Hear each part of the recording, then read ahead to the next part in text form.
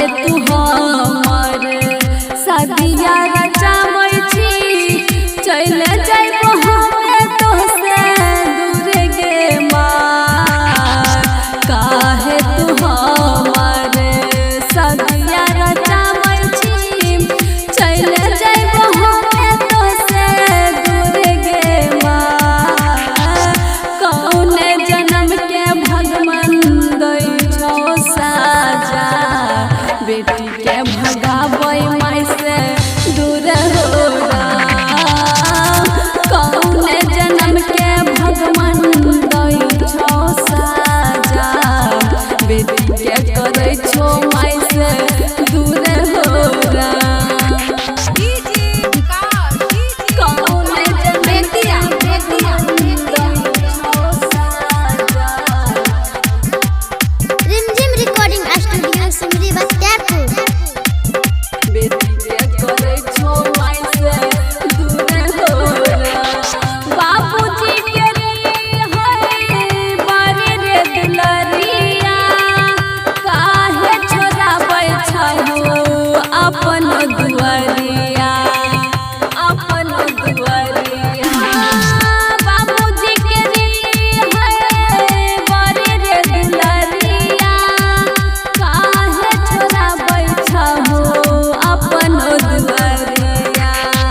कैसे के दूर रहबा तू ही बताई दे मरे जइबा खाइ के हमहू पुड़िया हो राम। कौने जन्म के भगवान दै छौ साजा बेटी के भगाबै माय से दूर हो राम। कौने जन्म के भगवान दै छौ साजा बेटी के करै छौ माय से दूर हो राम। कौने जन्म के भगवान रिमझिम रिकॉर्डिंग स्टूडियो सिमरी बख्तियारपुर। बेटी के करै छौ माय से दूर हो राम। भैया के साथे हमहू खेलै रहियै गुड़िया काहे भेजै छौ भैया हमरो ससुरालिया हमरो ससुरालिया।